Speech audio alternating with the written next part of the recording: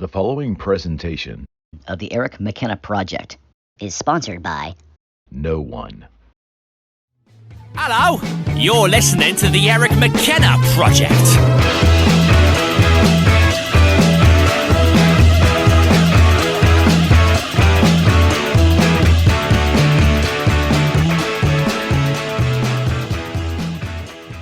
My friend, before we even start, we're going to talk about, class, the year that was in rock, 1981. What a fabulous year. It was Chris's idea, and I think it's a great idea, and I'm ready to do this because I was alive and kicking in 81. Yeah. But the reason why I brought this up to you, didn't want to tell you how to do your show, but I just brought it up. I'm like, do you realize what a fabulous year 1981 was for albums and for live music? And on my Facebook page, Cris Winter Radio, shameless plug. With that, it's one of those deals where, I'm posting almost every day, either this amazing album came out or this tour came through town in 1981. And I got to the point the other day where I posted about Ozzy Osbourne, Diary of a Madman came out just this past weekend. And I was like, how did I afford anything in my life how did I afford clothes? I was in college at the time. I just started in college radio. So it was, how did I afford anything other than music? Because, the albums that came out in 1981 is just mind-blowing.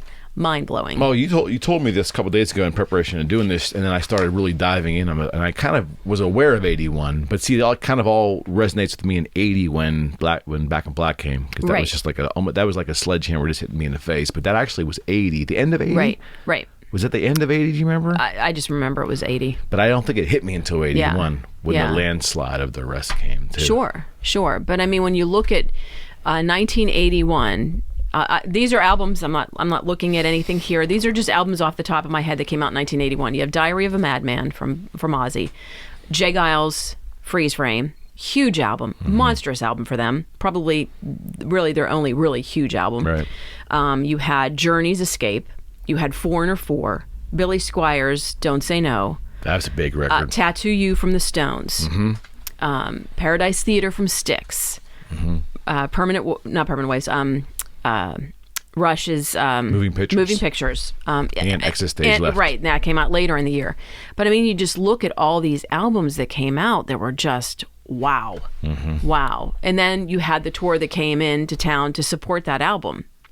So it was a monstrous year for music, in my opinion. Why do you think that was? Was there anything that happened? Do you think anything in society, or just coincidence? Do you think? Well, let's go back to the old days of rock. Every band back then was writing, recording, touring. Then while they were on the road, they were still writing. Then when the tour was over, take a month or two off, then they're back in the studio. Hall & Oates put out a couple of albums a year, two a year, almost. Private Eyes came out in 1981. Right. In this time, in 1981, it was everywhere. And it's like one of the most streamed songs there is. So it's mind-blowing when you think at all the different bands that came out. Genesis Abacab came out in 1981. And I guess for me, it's more memorable because I was in college radio. Okay. So, we weren't just playing, Shattered off Tattoo You. We were playing the little TNA and some other things, deeper cuts. So a lot of those albums to me were so good because I was listening to more than just what you were hearing on the radio as far as the hits. Yeah. There was a weird blend of some rock being accepted in pop communities at that time, wouldn't you think? Right. Yeah, and you look at the early 80s as far as just music, top 40 music, it was kind of like 80, 81, 82. It was all over the place. You had maybe a Genesis song and you had Kenny Rogers, or, what's his face? Rupert Holmes, the Pina Colada song, or his song Him, or something like that. But it was just really the early 80s. It was kind of all over the place. Because if you remember with the Urban Cowboy soundtrack, that kind of throttled. Good call. That country music was cool and hip. We were all like, Kenny Rogers, though? Come on. But it was, I don't care. It was good music. I like everything. It was good music. Yeah, I try to look at that period too, where bands were putting out sometimes multiple efforts per year. Sure. That was the thing, because it was a touring grind. That's how they made money, right? Right. I mean, it was like that was record companies almost expected them to do that. Absolutely. And then we were coming out of the disco era. Right. Would you not agree? Mm-hmm. In 81 by then, because that was 78, 79. Yeah, 79, 80. Yeah, there were still some those Studio types of songs. 54. Yeah. But, I mean, I love the band Pablo Cruz. Their album Reflector came out in 1981. It just seemed like, my gosh, I was listening to a lot of music in 1981. And that's a weird thing, too, because I think right around that time, maybe a year or two later, the quote-unquote new wave began. Oh, sure. Human League and some of those, The Cars, Shake It Up came out in 1981. So were the Cars, do you think, as an interesting band, because do you think that they considered themselves a rock band, or they were just doing their thing and not worried about where they or didn't we care like where they fit I think in? they got pigeonholed into being new wave. I mean, I was in high school when the first album came out, and it was like, but I mean, their music was so simple. It was nothing really. It wasn't a Rush where it's intricate and all that stuff. But they wrote good music. They were kind of mysterious looking. I mean, I thought Benjamin Orr was kind of mysterious and hot looking and all that. But I mean, I think when it came to that album was just. Their first album was just fabulous. Yeah. And by the time Shake It Up came out, I think that was their fourth album maybe by then. Shake It Up was the first song to make it into the top 10. Nothing off their first album came into the top 10 as far as Billboard's. Got it. But Shake It Up was the first one to hit. Interesting. And then Drive off of Heartbeat City ended up going, I think, number 3. What also might be interesting there, too, is... Ask me how my 401k is going. I can remember all this crap, but I can't remember. Ask me what I had for breakfast this morning. I have no idea. But when it comes to music, it's like, it's embedded into my head. I get it.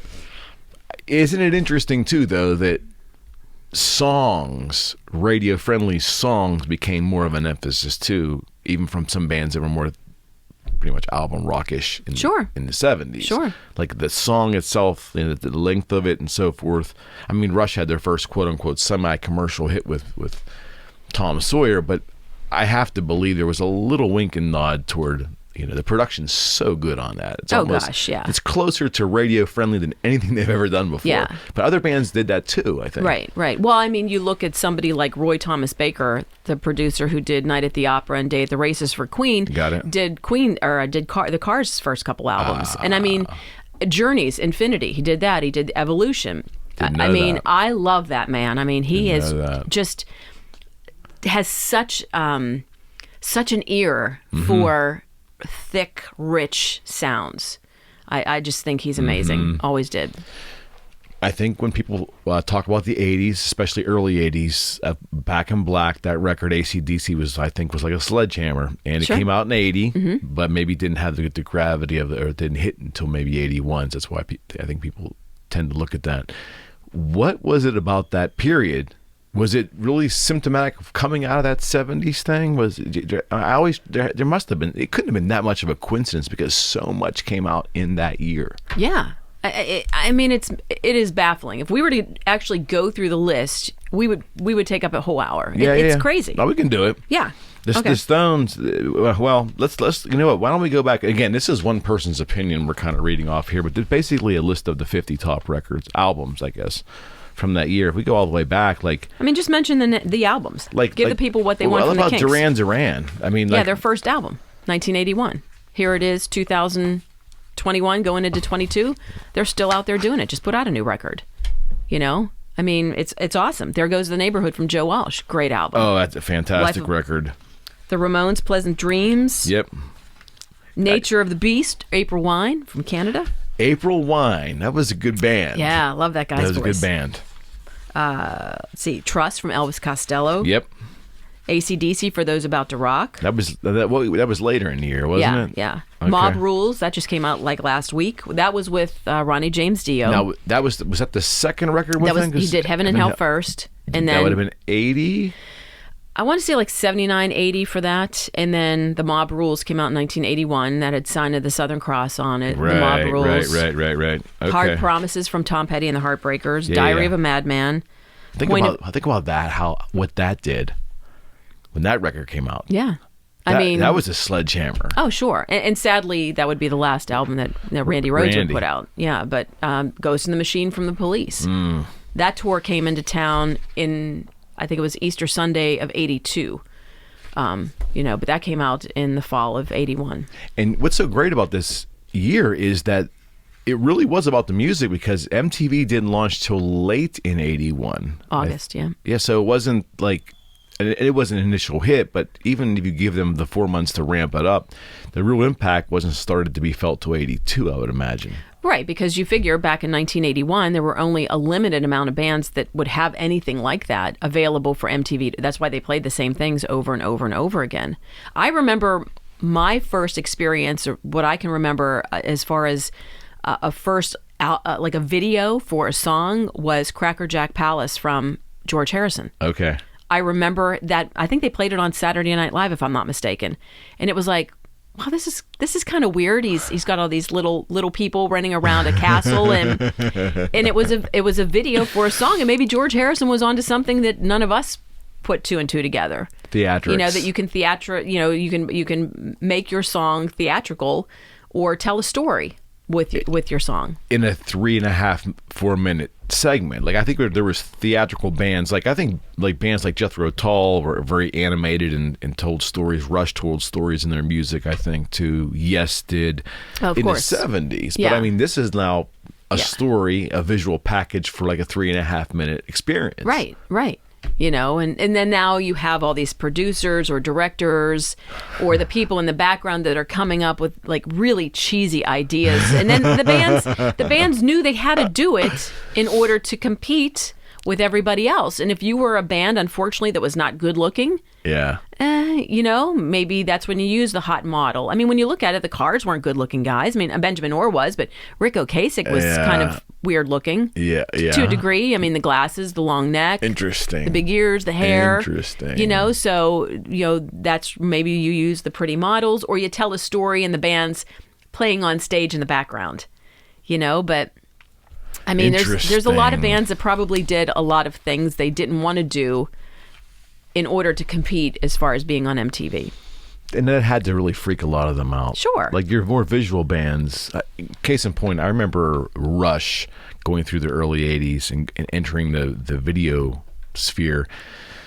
And I want to say it was right around the time, a couple of years later, 84, when Grace Under Pressure and then Power Windows came out, 84, 85. Right. I remember they tried to make Geddy, for a short period of time there, tried to make Geddy into a pop star. They gave him the cut of they gave him the cut over the ears. Oh yeah, like the mullet, if you will. The mullet, and then they spiked the top of his hair. They tried to do the same thing kind of with Alex, and they gave, I think even Neil Peart got a short crop and a little ponytail, the ponytail, in the that's back. right. I forgot about it. And the little hat.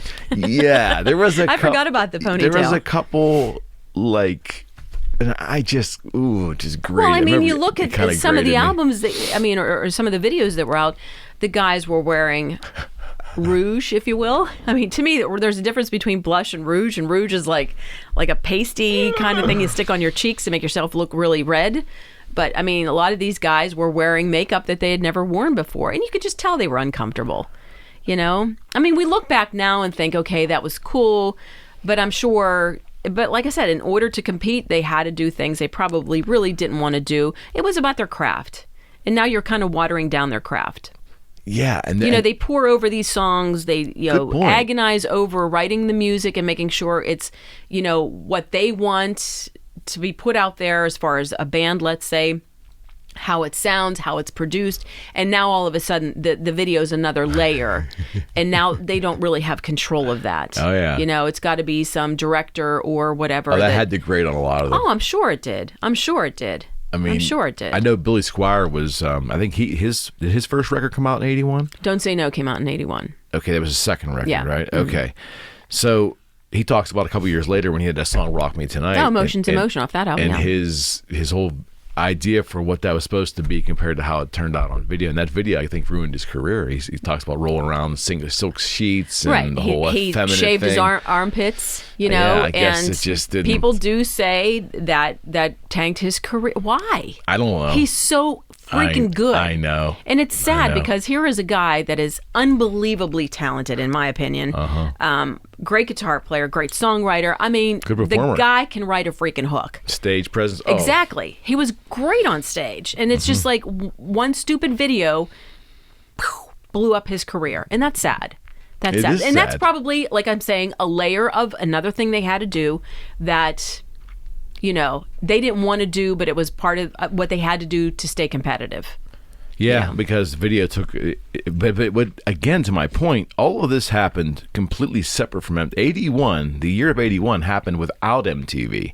Which Right. makes it even more remarkable. You could Right. almost, if you said to me, well, you know, 81, MTV started in the end of 80, and by 81, it was all this music came, it almost kind of made sense. Right. Because the effort was there to get on TV. Right. But that wasn't happening. Yeah. Yeah. That wasn't happening at all. I mean, Pat Benatar's record's on here. Sure.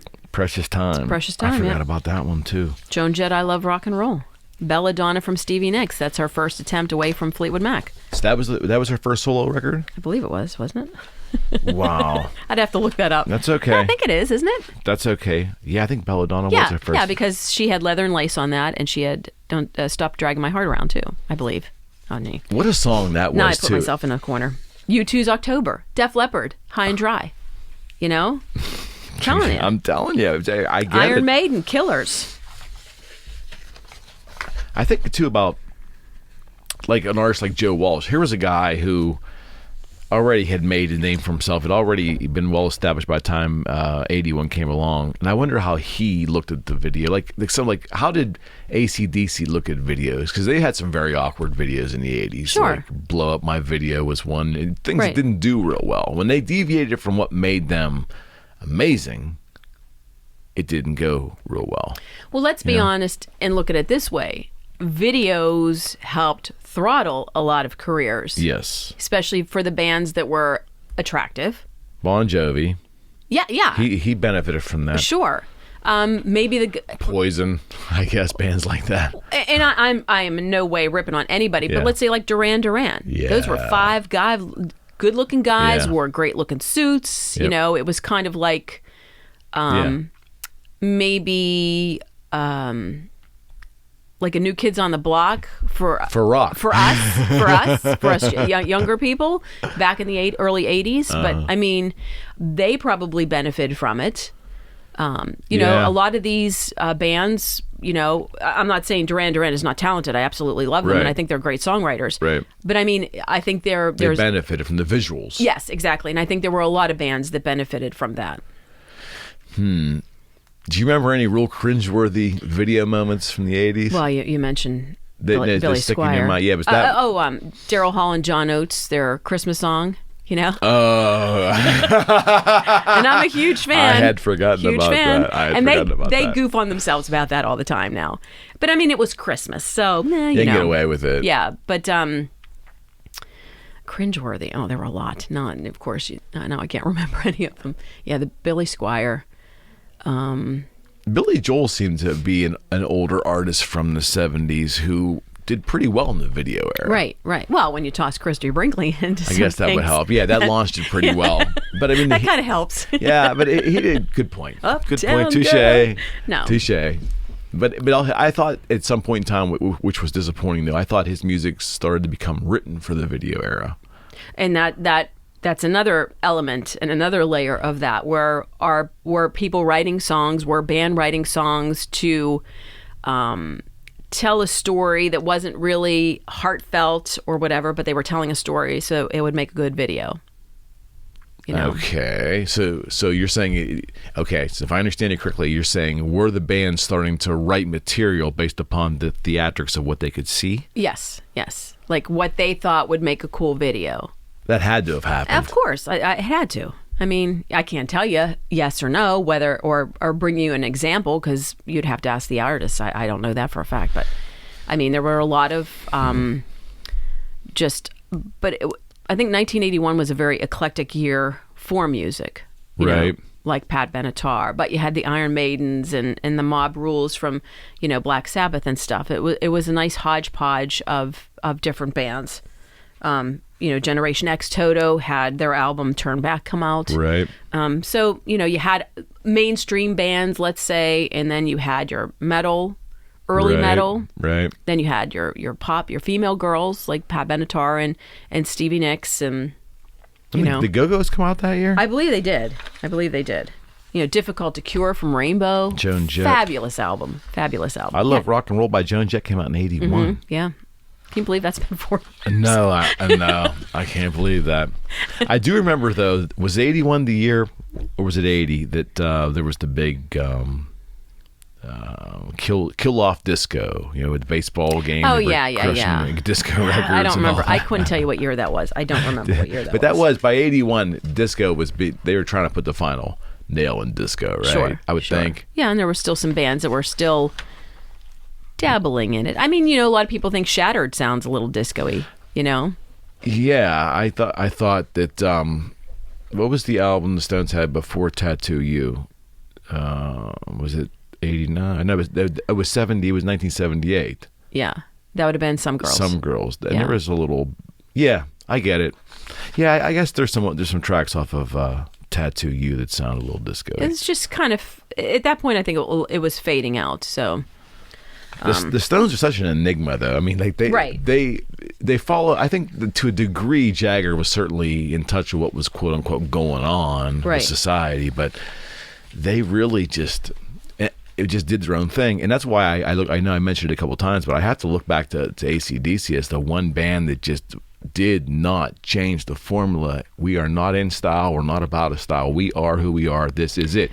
They tried to polish them in video, but I mean, the music was kind of always pumping your chest. But you look at how many people had no idea that Angus Young did what he did with a schoolboy outfit and played his guitar like that until videos. Unless you actually saw a performance of AC/DC on Midnight Special or something like that, or you actually went and saw him or saw the band, you would know that. But without the videos, there's a lot of people that didn't know there was some theatrics there that I didn't think about. I forgot about the whole schoolboy stick. Right. Yeah.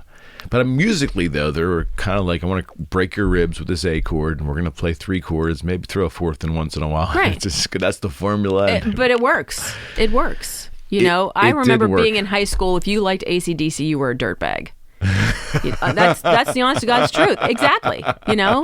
You were considered kind of a dirtbag if you liked AC/DC.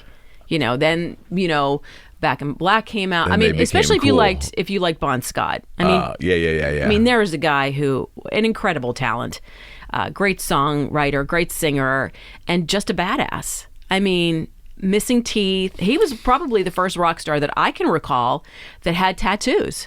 Good point. I mean, there was a guy who liked to get drunk and pick fights with people. Yeah, he might have been. When I looked at him, he always reminded me of like that tough, like dock worker guy in Australia somewhere. Just gets his pint at the end of the day and just ready to fight somebody. Yeah, and a lot of those people from Australia and Britain have bad teeth. He had kind of had bad teeth. He was missing some teeth. You don't say. I mean, it's.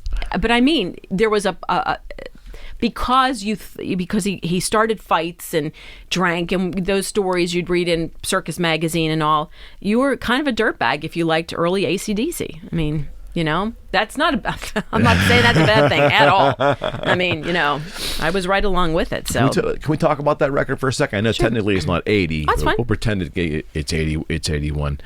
What was it about that record? Just raw. Mm-hmm. I think just raw. I don't know. I think they were onto something that hadn't been done quite like they sounded just yet. I mean, because Zeppelin, did their thing. I mean, when you want to lump the harder rock bands together, but I just think his voice was incredible. Just the rawness of it. And there's so many songs that don't get played on the radio from AC/DC that are just fabulous. Mm-hmm. What's Next to the Moon? Yeah. I mean... Yeah. That is an AC/DC. How come that song was never a hit? I have no idea. No idea. They found... So when Scott died, they actually found, like, I thought it was Bon Scott too. Yeah. At the time. Right. Like, well, sounds like pretty similar. Like they rose the guy from the dead and there he is. Yeah. But it's like even like more in your face. Right. But I always try to analyze what made that record what it was. Why was it so absolutely? It just pummeled everything else, and it. Yeah. I mean, if that's the kind of music if you're in into that sphere, yeah, in the rock sphere, it was like it was hard to. Sometimes AC/DC, unfortunately, I think in conversations is like an afterthought. Oh, and then of course there's AC/DC. It's great. They don't get talked about in detail, but that was such a monumental record. Now, was it a monumental record to show other bands the formula? Because no one really did exactly that. Everybody tried to do more. Tried to cram. The '80s was excess. I think people tried to throw synthesizers and throw everything into their music, and they were. This bass, drums, electric guitar, and singer over and over and over. And then when you saw them perform, the guys would stand in the background, and then when they came up for the whatever background vocals, they'd walk up to mic, and then walk back, I mean, that's how they did it. That's how Malcolm and those guys did it, Yeah. So. Yeah, it was a whole different experience maybe it was the right band at the right time. With the right output, but man, that's what band loses a lead singer and then is able to capitalize and be bigger with a new lead singer? I mean, we're not talking a lead singer that left the band. I mean, the guy died, but I mean, he gets replaced by Brian Johnson, and it's just they're bigger than they've ever been. Yeah. So are you familiar with the producer Mutt Lange who did that? And you have to really when you want to break it down, you gotta tip your hat to that guy. Oh, sure. A producer can make or break a band too. I mean, I think. Do you think that Bohemian Rhapsody would sound the way it did if it wasn't for Roy Thomas Baker? No. Or with the help of the band coming up with ideas on how to record things? It was magic. Yeah. There's those moments where things are even going back to Dark Side of the Moon. It's an amazing record, and I put it on today, and it sounds every bit as polished and good and clean as a recording that would come out today, and that happened in '73. I think that was Alan Parsons and someone else were the producers on there. I mean, you're absolutely right. I mean, and it was done on tape. We're not doing it on a little computer. Very little hiss. It's amazing what they did in '70. It's amazing that sounds. But there that are way. those albums that you have to listen to with headphones. And Night at the Opera from Queen for me is the one, especially when you listen to the Prophet song. Oh, yeah. And it goes back and forth between the channels and stuff. And just Bohemian Rhapsody. I mean, yes, it's been beaten into the ground, and I know people are tired of hearing it, but if that's a song you haven't heard in a long time and you put the headphones on, it's a different ballgame. It is. It's fabulous. It's fabulous. Do you remember DV when we were kids for headphones only? Oh, sure. And I'm trying to think who was the DJ for that. Jack Malloy did it for a while, yeah. Was that Jax? Yeah. I remember because Jack would get into that whole quiet groove, shutting the lights down, and just it's for headphones only. Yeah, absolutely. Yeah, that's. I remember there was a lot of. It exposed me to a lot of music that I probably was not on my radar as a 14-year-old, 15-year-old kid. Sure. It was and of course Rush was a big component of that show because it's a mind screw from the first moment you put those headphones on. Sure. And that's how the artist wanted you to listen to the music. Isn't that interesting? Yeah. There was thought that went into that. Sure. The panning left and right and all of that stuff. Listen to the Infinity album from Journey. It's kind of the same thing. I don't know if I ever had with headphones. Yeah. Really? Oh, yeah. Yeah. It's a different ballgame. That's Roy Thomas Baker, but I mean, just the layering of the vocals, and it was great that you had Steve Perry and Greg Raleigh together singing, plus Neil Schon has a great voice too, although doesn't show it, but I mean just the layering. Everybody in the band sang, that on Infinity I don't think Ainsley Dunbar sang, but I mean just the layering of the vocals and just incredible. Sounded so good. Yeah, I the headphone thing is, I think, lost today. Now, don't get me wrong, everybody's wearing headphones. I get all of that, but I think music, a nod to headphone listening was part of the creation process decades prior. I'm not really sure that's the way it is anymore. Do you think? Yeah, and when I'm talking headphones, I'm talking cans, these that encompass your whole ear, not these buds. Yeah, not where you're out working out or anything. Where you're sitting around purposefully listening to music, right. I mean, this is the only way to listen to. The buds, well, first of all, they don't stay in my ear, for one thing, but I don't like this. They're very tinny. Very much Whereas so. this... There's no bass. Yeah, it gives you warmth and just some depth to the music, and like I said, with some of those bands, they did the back and forth, right and left channel stuff. So, and that's part of, I think, the magic of real analog vinyl. I mean, the warmth is definitely there, and people say, well, that's all. A good CD will duplicate that.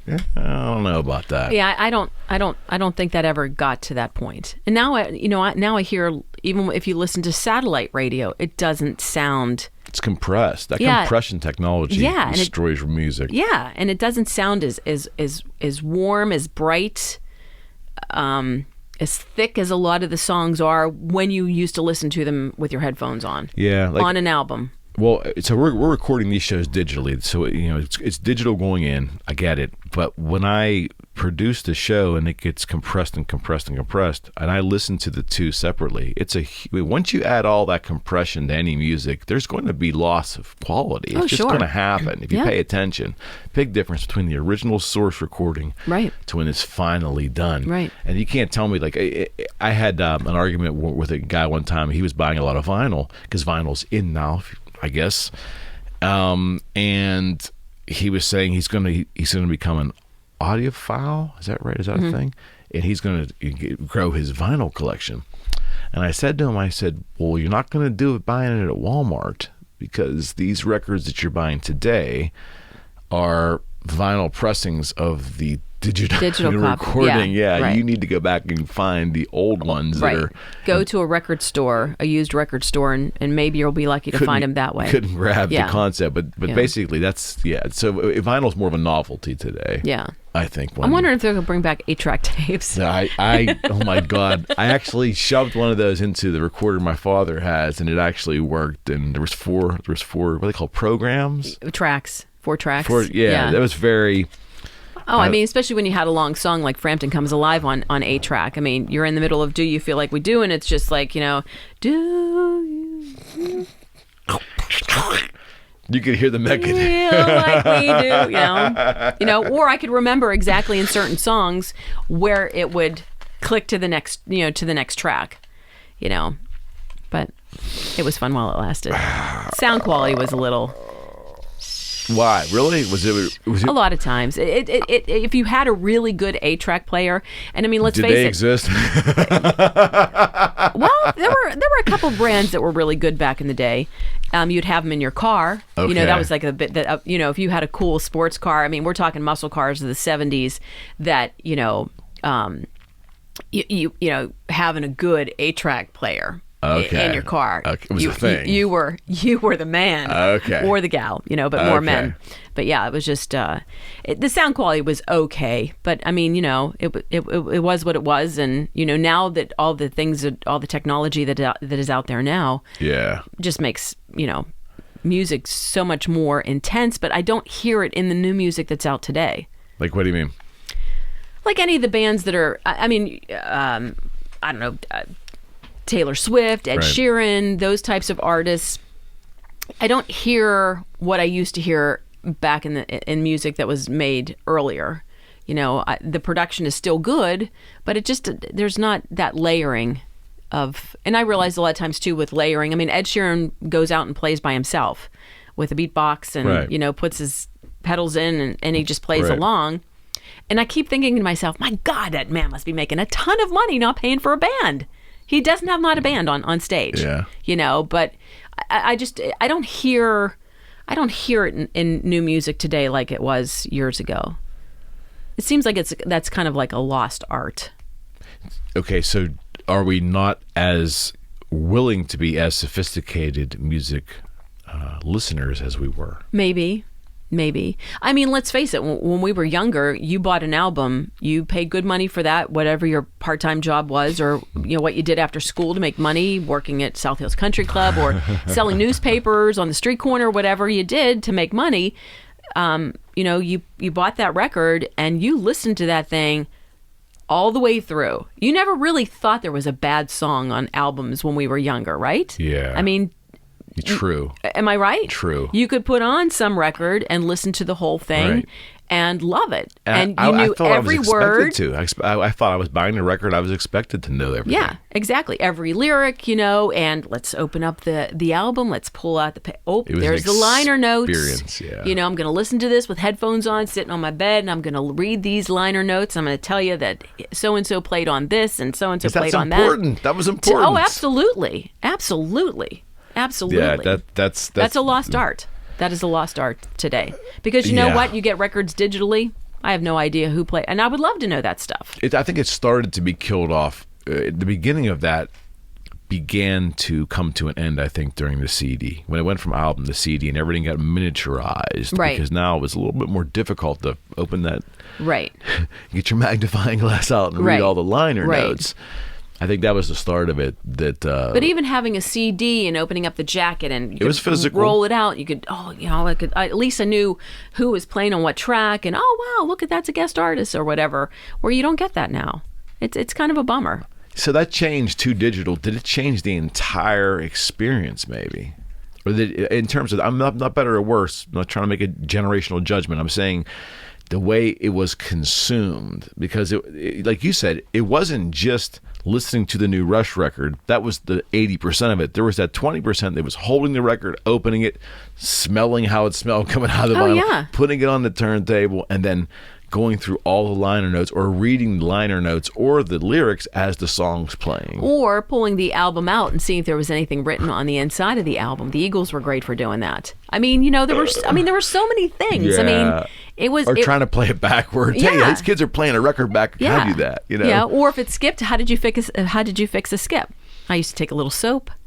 And there were things I had. More sophisticated than me. Put a little, maybe like a penny on it with a little soap, and then right on. But I mean, it was, we worked hard for our money, and kids today work hard for their money, but it just doesn't seem. A lot of that was just lost with the way the business is done, and I wonder how many bands out today will we be 40 years from now, were the bands that are out right now in 2021, will we be talking, well, we won't be alive probably, but I mean, will people be talking about those artists 40 years from now? Probably not. Yeah. I think we mentioned it before, like music is kind of disposable now. Yeah, exactly. Kids just like, and you better have one, I don't even think kids really buy records anymore. So, unless it's your favorite artist. Right. I mean, your Taylor Swifts and your Ed Sheerans, yes. But I mean, if you're an up-and-coming band, Joe Blow and the Kokomos, and you're relying on this, and now it's just, you better have that one really good single that carries your career for a while. It seems to me that's how music is now. Well, I think so. And I don't feel... maybe it's been this way for almost 10, 12 years. I don't think bands are inclined to make albums anymore. Like I've heard from a couple artists, even going back to the mid 2000s, in my prior life, that they were saying, well, there's no real money in putting all the production time in to create 9 tracks. Right. We can put a quote unquote EP out. Right. Put 5 tracks on there, cut down production, because the other ones are going to be throwaways anyways. And I came away from that conversation, never forget where I had it, the House of Blues. I was going home that night in Chicago. I'm thinking, this is crazy. They're telling me that it's not worth putting a full record of material out because people won't listen. Yeah. I mean, Sheryl Crow, I think that's what she said from now on. She's not going to put out, I think she put out her last record and she goes, that'll be it. I'll just be concentrating on doing singles. And that just goes to show you, she's been around for a long time. That's just an artist who's done very well for herself, extremely talented, can play multiple instruments and all that. But it's just one of those deals where she sees the writing on the wall that you got to kind of just concentrate on hopefully a good single, and that's it. Okay, so why is it? We didn't. I don't think we ever talked about this. Why is it that people like us, music enthusiasts, we don't give the new music the same chance? I'm speaking for you too. I know I'm guilty. I don't often give the new music a chance. Like the Stones are a great example. I bought all the Stones records in the 90s, Steel Wheels in 89, and Voodoo Lounge, and there's Big Bang years later. I buy them, but I don't give them the same honest attention. Yeah, especially the older I get, I just don't get as a Kiss fan, right? The last couple Kiss records from 09 and 12, okay, but I don't really give it the same attention or go in it with the same gusto to find out if anything really resonates as I did with the prior stuff. Interesting. Why is that? I don't know. I have no idea. It's definitely that's you, Eric. Well, I think it's. I mean, like if Daryl Hall and John Oates were to put a new record out, I will listen to that thing start to finish, and all that. You have, I think, your favorite artist that you really like, and you've always gravitated towards, and I think you still support them because there's a part of you that's your youth, that's your childhood, that's your great memories of being at this location when you were listening to this album when it first came out, or whatever your story is, and your connection with that album. But I just think that as we get older, and the artists get older, maybe they're just not doing what we, aren't doing. How do you say it? Aren't performing up to the way they used to. Okay. Because we've all gotten older. I'll give you that. I'll give you that. But there are those certain bands that they put something out I will listen to start to finish. Yeah, I think I listened to it start to finish. I just don't know if I give it the same. I don't know. You hear artists say it all the time. Like Mick Jagger used to say right in the middle of the show, well, we got to sing a couple new ones. We can't just play all the old ones. He would say that to the crowd. Sure. And they'd go out, they'd leave and get their beers and come back. As soon as they say this is a new one off our album, it's like, okay, time. I'll be back, going to the restroom. Oh, got to get a beer. And I feel bad that happens. I kind of do too. Yeah, I kind of do too. Because I think it's a part of our childhood we don't want to let go. You think? Yeah, I think so. Because it's just like those are the great memories we have of, buying whatever. Let's say tattoo you, bring it home, and like all the things we talked about. And then as we get older, they're getting older. Right. I think there's a lot of different factors when it comes to why we don't give the artists that put new albums out the same attention we did when we were little. Because it's still the same people. Yeah, exactly. Exactly. It's the same, but they've evolved as people and they have changed. And I think an artist is always having that tough decision. Do I stay quote unquote current in an effort to stay relevant? And then if I do that, do I lose a portion of my audience? Yeah. I think that happens a lot. Absolutely. I think of Bob Dylan. I was never a Dylan fan. I can't speak with any knowledge, but I'm aware of the fact of conversations he's had in interviews stating that, he had to watch what was going on. And he went through changes and sent his music in different directions. And one day he looked out and there was 30 people in a house of like, this would have been like the early 80s maybe, like 30 people in a house that seated like 700. There was like nobody there. Right.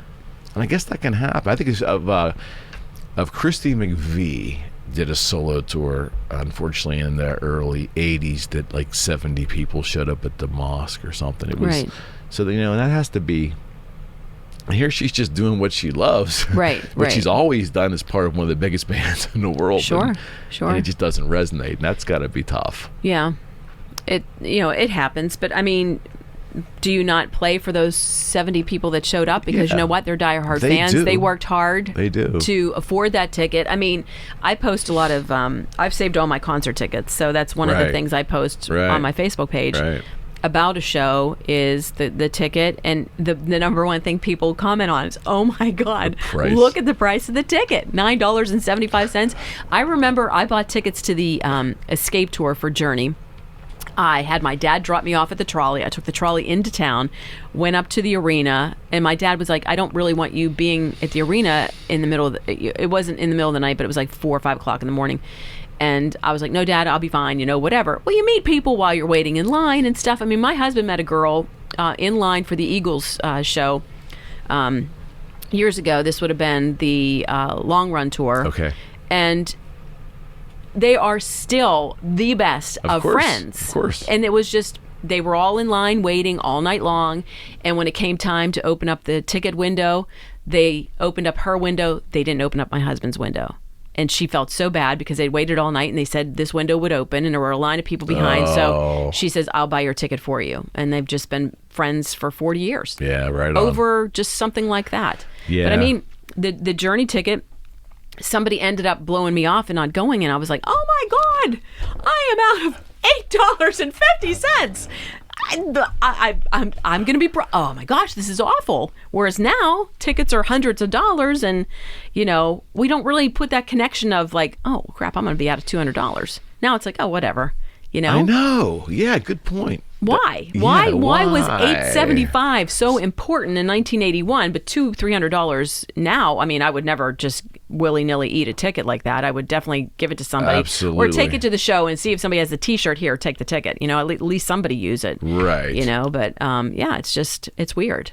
But the ticket price is probably the biggest thing. People were like, wow, I can't believe tickets were... If tickets would have stayed that way and all these bands would have... I would have never been home. There was something so... for a 15-year-old, 14-year-old guy in Western Pennsylvania, my experience and what I know shared with a lot of my friends at that age, there was something special about walking in to Civic Arena, which you were usually there to see a Penguin game or the circus, but no. You're there to see something that your parents don't understand. Right. This is feels a little dirty, doesn't it? Yeah. It's mine. Yeah. This experience. Those people up there, they like those Rush people, is crazy. They're mine. And the this smell is of my pot music. as and soon the as you walked in. Of pot immediately. And it was just like, I don't smoke dope, but pot, weed, whatever you want to call it these days. Good stuff. But I'll tell you what, when I smell it somewhere, I was going to the Steeler game the other night, and there were people around that were smoking it, and I was just like, that is the smell of a concert to me. Chicago 1977, seeing them for the first time. And there was even a haze in the arena from so many people smoking it. A white haze. Just that smell to me is a concert. And you would hear like, as a kid, your eyes are this big when you're like a kid, especially, let's say, early teens going to a show. You're like, this is insane. This is the stuff that was on. I bought this record at the National Record Mart, and those dudes are going to be on that stage. You cannot believe it's actually happening. Right. I remember that happened with me. Rush. I remember going to see. In '78, I was 12. I went to see Kiss, and I'm like, there's no way there's dudes in makeup are going to be like standing up there. Right. When that happened, it was almost like an out-of-body experience. So what was your first show? What was your first concert? I snuck to see Aerosmith when I was 9. I slept over at a buddy's house, and his older brother took us. I was 9. I was on the floor for Aerosmith Rocks tour, I want to say 75, 76-ish. My first official tour, or my first official show was Hemispheres, the Rush Hemispheres. And what did you show. see after Aerosmith?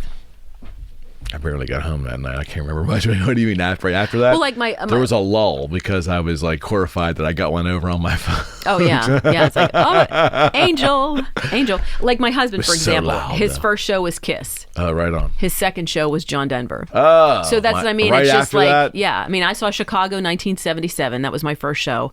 That was Terry Kath, and then that was October of '77, and he died in January of '78. Yeah.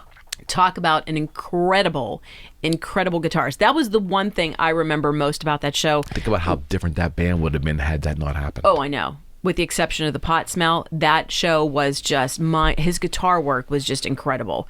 And then the second show I saw after that was Daryl Hall and John Oates at the Stanley Theater. Oh, right on. And that was my 59 run of seeing Daryl Hall and John Oates since then. I get it. So, but I think I got drugged to, believe it, you're gonna laugh. I think I had to go to a Frank Sinatra concert with my folks and my grandmother. But you saw cool. Frank Sinatra multiple times. That's awesome. I've seen Frank multiple That's times. awesome. Yes, I have. And Dean Martin. There's not many people that can say, "Hey, I saw," somebody like that. Yeah. It's and I've seen my share of pop shows too. I remember going to see Kiss at this Stanley Theater in March of '84, and then that was the next, Lick It Up tour. Yeah, I was there. That's when they didn't have their makeup on, and it was like first tour without the makeup. Wow. Yeah, first tour without the makeup. This is crazy. And then the next night, I had to go take my girlfriend and her friend, I think, to see the Thompson Twins in the same place. Yeah. And I'm sitting there going, oh yeah, well. Wait, really? I mean, last night it was insane in here, and now it's kind of like. But do you appreciate now the Thompson Twins?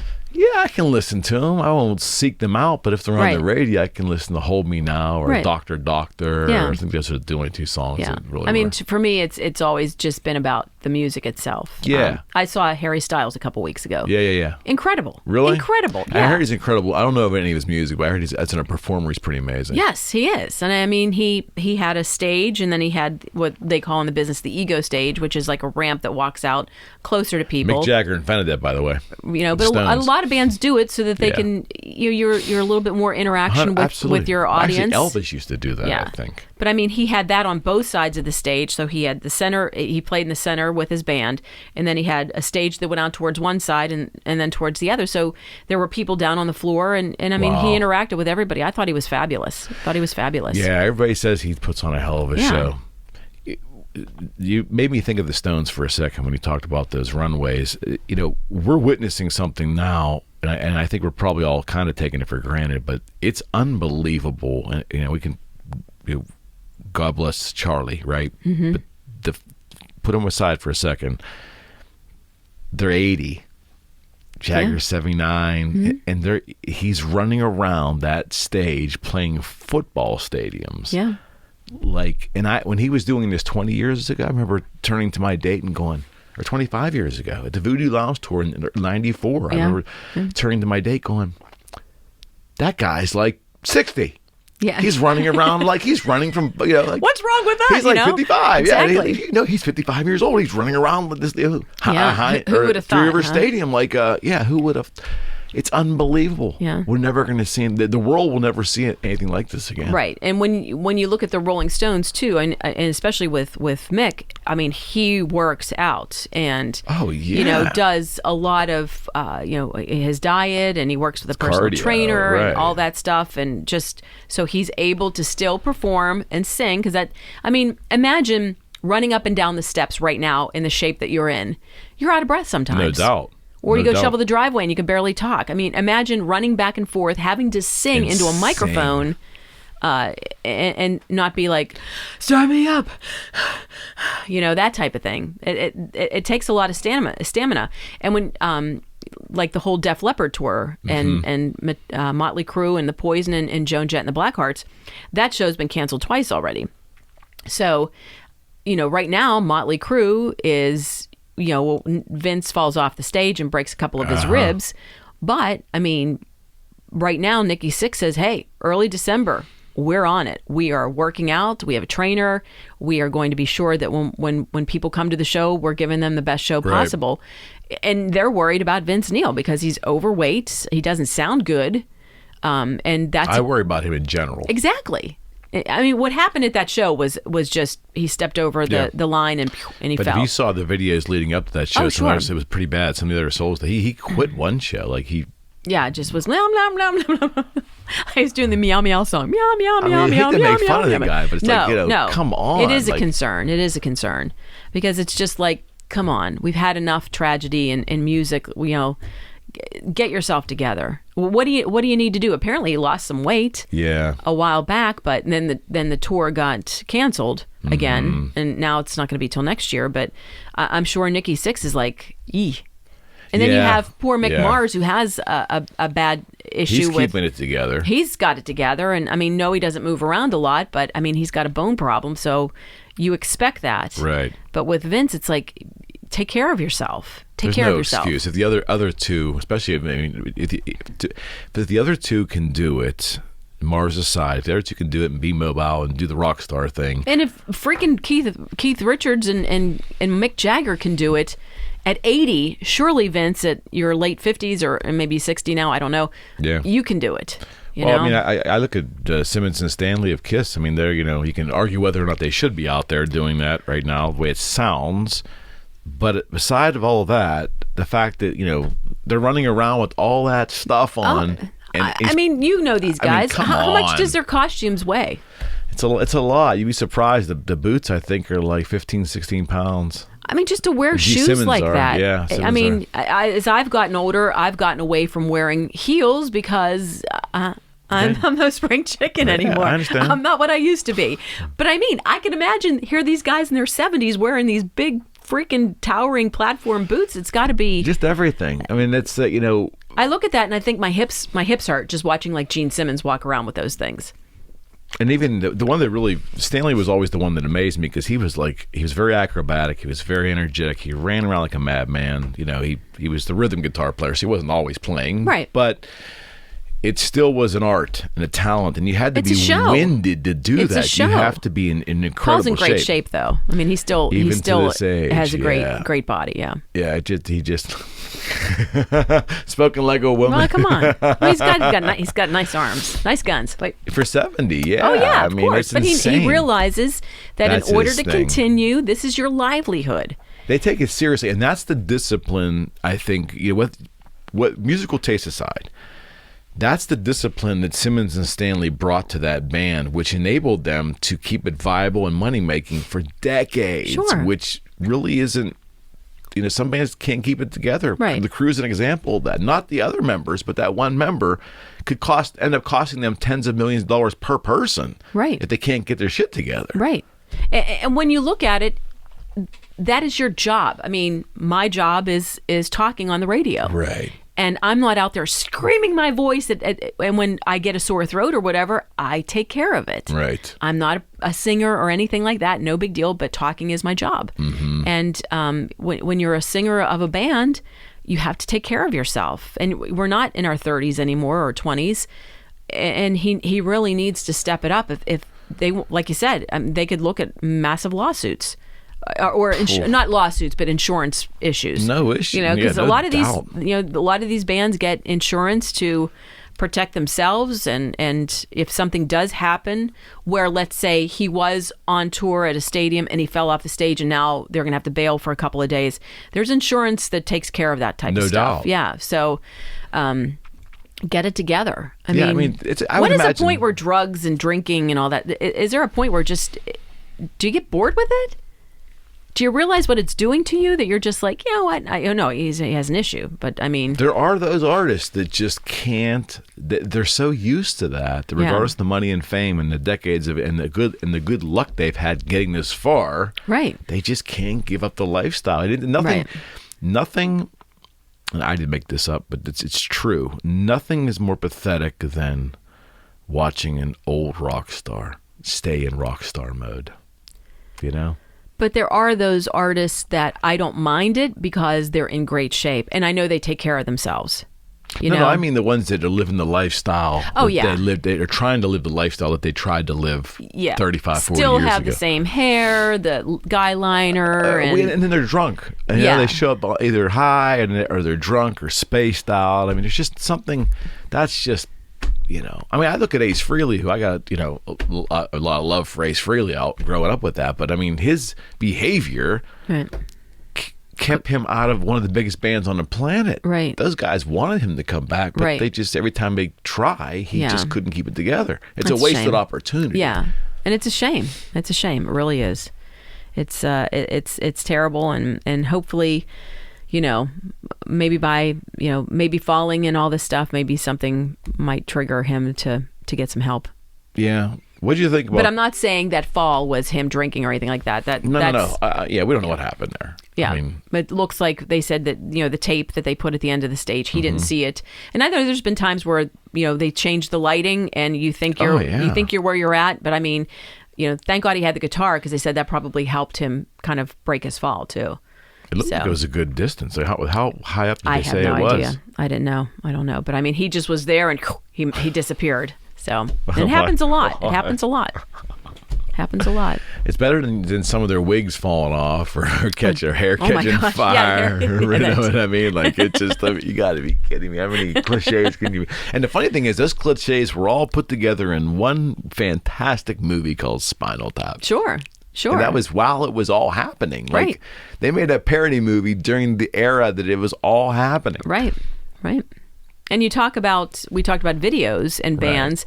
Look at that whole era of the hair bands, if you will.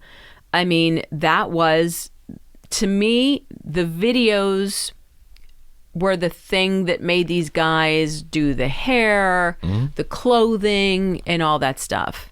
I mean, because when you look at all those videos from then, what was it called? What was the metal show? Headbangers Ball, yeah. When you looked at all of those, they all had, the long, somewhat permed hair and, kicking their legs up, the kip, what I like to call the kip winger wheel that, you kick your leg up and then you spin around, or you do, this and you're down on your knees. But I mean, it was all, I think a lot of those bands probably wouldn't have looked that way had it not been for videos. Oh, I so agree. I so agree. But videos, they also help save some bands too. Sure. I mean, there was a couple of bands in the 80s that became relevant again through the video era that were like pretty much dead. Yeah. Yeah. I mean, it's a good thing and a bad thing, but and Kiss took their makeup off, I think, because MTV had come around. There was an opportunity there. If they were going to take the makeup off, they would have a way of still getting some exposure. You're right. But that was such a great thing that they did, because I always remember, Gene Simmons of Kiss is out with Cher, and he's got something over. I'm like, oh, what does he look like? I know. What does he look like? I know. And I'm like, he looks like he might be good looking. And then it's like Paul Stanley. Oh, yeah, look at the hair and the eyes, and he has a bandana around his head, and he's coming out of some restaurant in Los Angeles, and it's all the paparazzi following him around trying to get a picture of him, what he looks like. I'm like, what does he look like? That was a great thing to do. Yeah, I asked him one time. I said, did when you finally were able to just walk outside, and he said, yeah, because we walked outside all the time, but we could trust the press back then. For the most part, people weren't walking around with cameras. Of course not, yeah. But he said press were pretty cool. Like, we'd buy cameras or buy film off of people that got it. But he goes, I didn't think about it too much. But once in a while, he said, I didn't think about it too much. There was a lot of pictures of us they just never made circulation. He goes, people at Circus Magazine respected us. People at Hit Parader respected us. Rolling Stone respected us, because we were always worried about the National Enquirer, one of those. Right, and that's probably where I saw that, him, Gene Simmons with Cher, or trying to, sell it, so they made some paper, money, people would go out and buy it or whatever. But I thought, what a great job they did hiding their identities for so long. He said it wasn't a big. I mean, he had this phrase that I'm sure you can appreciate. He said the funny thing about rock stars, he says, is they seem to complain a lot. And he said, if like in life, if you're lucky to get what you want, shut up. Yeah. Like if that'd be like he said. What did he say? You're lucky enough to be elected president, but now you're going to complain about having to wear a tie. Yeah, right. Just comes with the gig. Right. Yeah, there's a lot of baggage that comes with being famous, and they don't find out until they're famous, right? Right. I mean, well, and two, people didn't know what they looked like, so basically, and if they went somewhere, they could wear a baseball cap and some nerdy glasses, and nobody would know that's Paul Stanley from Kiss, who nobody knows what he looks like. I mean, so they had some advantages. They had, by people not knowing what they actually look like. You could put a different colored wig on or whatever, and nobody would know who he was. The hairy chest, of course, would give anything away. So he had to cover that up. Yeah, put a shirt on once in a while for sure. The thing with the Stones, do you think they're going to tour again? Do you think if this goes well, do you think that like next year, the year they're going to do it again? I would imagine that. I don't know if they did any European dates. So they're playing a really small place in Florida. That's their last show here in Pittsburgh, or their last show on this tour. Oh, where's it at in Florida? One of the casino, the Hollywood Casino in Hollywood, Florida. It's like maybe. I've been there. In Fort Lauderdale. I believe that's where Hard Rock. Yeah, I believe that's where they're playing, and it's only how like much are tickets there? 5,500 seats. Yeah, maybe. how much are tickets there? I have no idea, but that's was supposed to be their last show. I've gone down that show, that place. I shot Kiss shows down there for multiple times. Yeah, it's a good gig. I mean, what a small place, and what a great way to kind of end it if it is it that. It's not a stadium. It can't be it. Yeah, these guys can't turn it off. I wonder, the Stones hang it up. The adulation is a drug for some of these folks, right? Oh, sure. How do you keep feeding that? I don't know. You continue to tour, obviously, but is it money that drives them? Can't be. Because there's talk that the Eagles are going to tour next year. I didn't hear that. And I'm thinking to myself, why? I mean, to me, Glenn Frey passes away. Yeah. Let it go. If you want to put a record out, that's fine. But will it really be the Eagles? No, to me, it's not the Eagles. I mean, I love their music and loved Glenn Frey and Don Henley and all that. But it's just, how much is enough? I mean, are they doing it for the money, or are they doing it for the adulation? That's kind of tying into what you're talking about with the Rolling Stones. And I realize, that these guys just can't be sitting around not doing anything. But you are 80 or 78 or in your mid-70s at this point. Think about what you just said. You are 80. Yeah. When we were kids, 80 was either dead or like a great-grandparent that we never saw. It's in a home somewhere. Right. Right? Exactly. But now, 80's the new 40. 80's cool, man. 80's in my sights, and I'm getting there. 80's the new 40. I'm getting there with bells on. But I mean, is it adulation? Is it... Mick has a bunch of kids he's got to support, but he's a multi-millionaire. How much money do you possibly need? That's what I don't understand. Isn't there a point where you just kind of... It can't be about the money at this point. It just can't be. But you think Keith Richards thinks about money? Oh, no, I don't think Keith thinks about anything like that. But there are those that are more business-minded and more money-minded in some bands. And I just wonder, is it... I don't know. Life is too short. Isn't there a point where you're just like, okay, you know what? I need to be with my wife, my kids. And I know they've been everywhere they possibly ever wanted to go, or they can afford to live anywhere they want to live. But is that a part of their thought process? It's like, you know what? I've been on tour for X amount of years, and I've been doing this a long time and prepping for a tour. Maybe it's time I hang it up and call it quits. Everything's a sacrifice. They probably missed a lot too. Oh, sure. Absolutely. Absolutely. Why do you think so many of them probably don't stay married for so long? Because, they're leaving their wife at home, and then they have kids, and then they're not there for the kids' major milestones, walking and talking and all that stuff. And I'm sure that causes a problem. But, I don't know. It's just like he is 80 years old or close to 80 years old. And it's just, when is it time to stop? So, Brian Wilson. Oh, prime example. Absolutely. Absolutely. Him and Paul McCartney are the same age, 79, and it's just, he's still out touring. Was here not too long ago, and it's just like, where is that? Why are you touring? Right. Right. Why are you touring? Maybe it's just for his own mental well-being that gives him it helps. It's his therapy. Yeah. I don't know. It is puzzling to me, and I've wondered, and I have a lot of respect for artists like Simmons and Stanley who just say, hey, we're capitalists, that's what we believe in, and you never have enough, and we're going to keep... I get it. If you say it, sure. If you admit it. Yeah. But when you hide behind the guise of being altruistic or something else, it's right. like, I don't really... One guy that keeps coming up here in my mind is Springsteen. Here was a guy who had an amazing band. You can argue whether his music was really that great. I never dug it. I know you liked it. It's not my thing. But he was so big for so long, right. And his production costs were always so low. Outside of paying individual band members, because he had about 10 maybe. But there was never any stage show. There was never any production. There was never any... But do you really need that? He didn't. It's about the music. With him it was for sure. I think we've talked about this before. Is a lot of production is that taking away from your actual talents and what you're actually doing on stage, or does the fire and videos and all this stuff, is that your fans are paying attention to it, but you're masking something else? Oh, I think that's the biggest argument with most metal acts, especially coming out of the 80s and the excess of the 80s, was, is there any talent there? Zeppelin didn't need all of that stuff. They had some of it, but they didn't have a lot of it. Right. But when you talk about somebody like Bruce Springsteen, it's the music. And it's that, you better grab some carbs, drink lots of water, because you're going to be there for 3 hours listening to his music. You got your money's worth. Absolutely.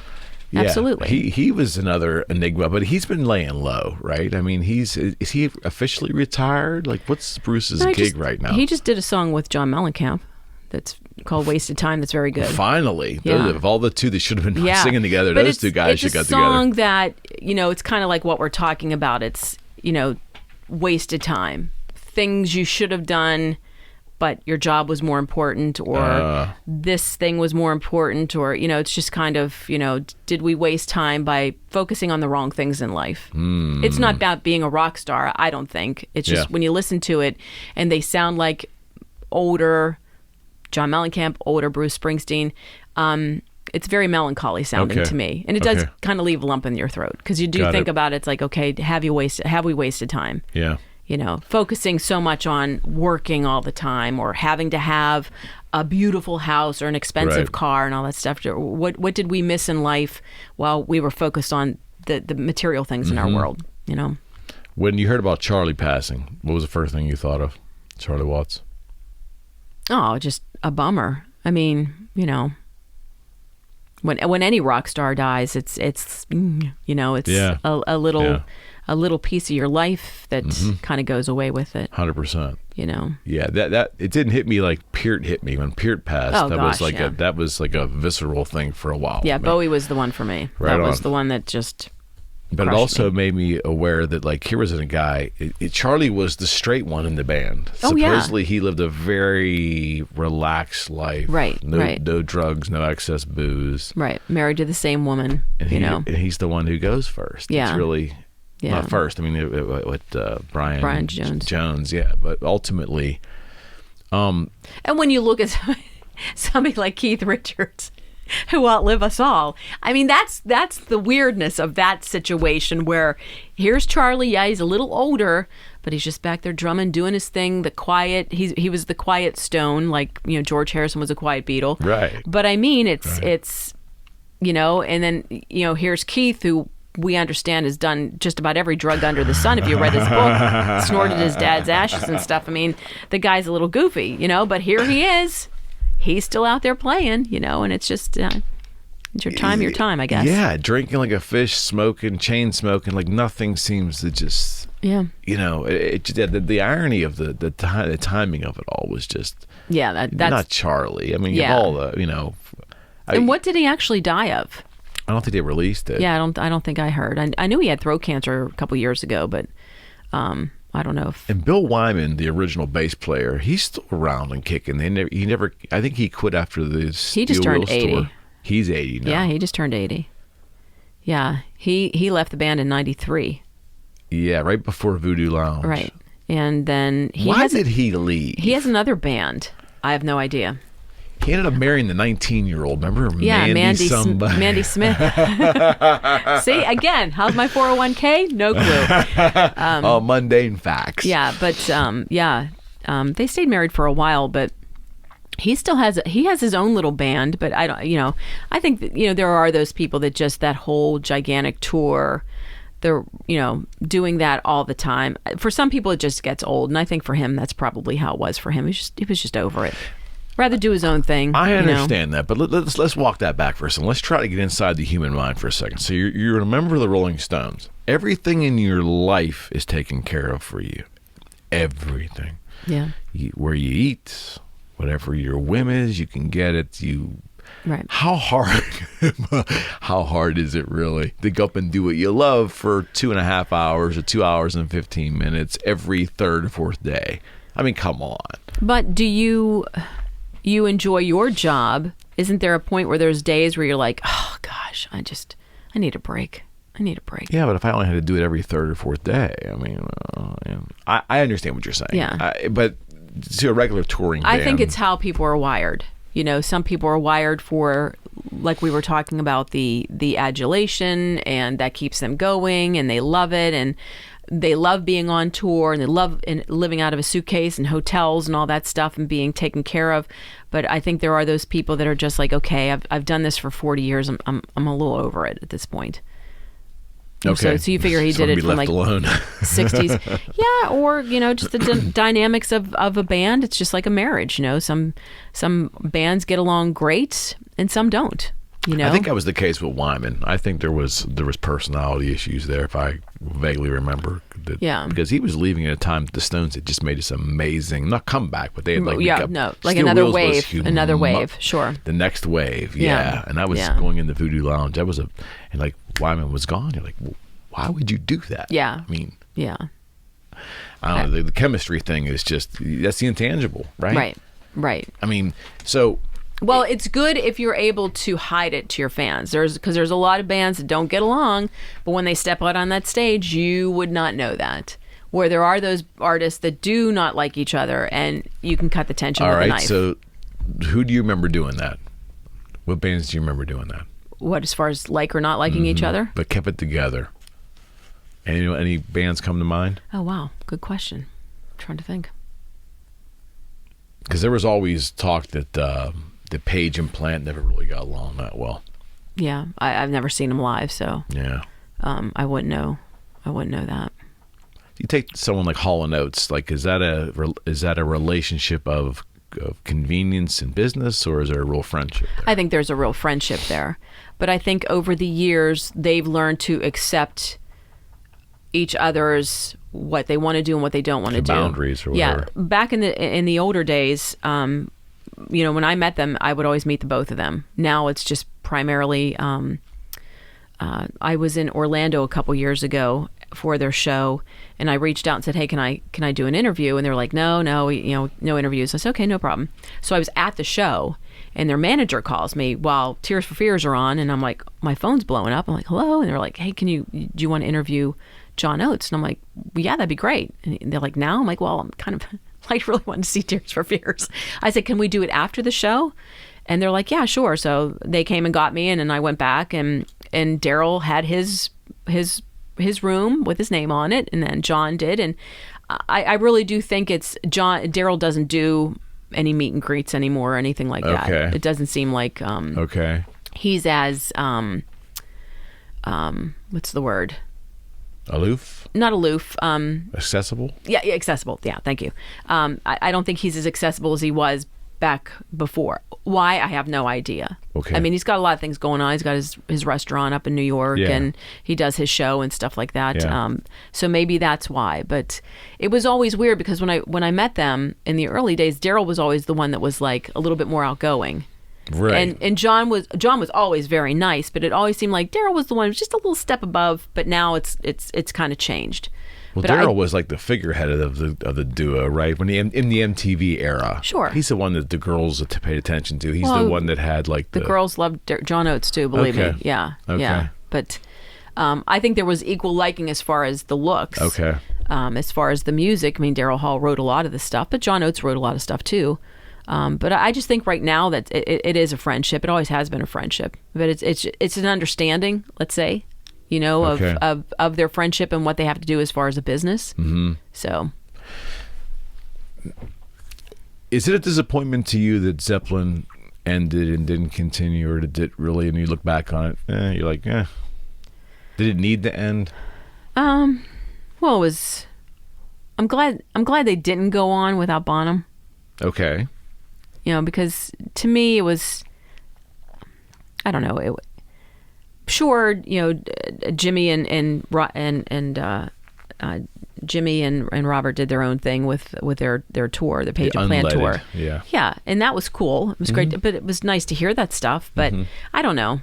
Sometimes when somebody dies, it's sometimes just better off just to let it go. But isn't it amazing that in this era that was the beginning of the 80s, late 70s, early 80s.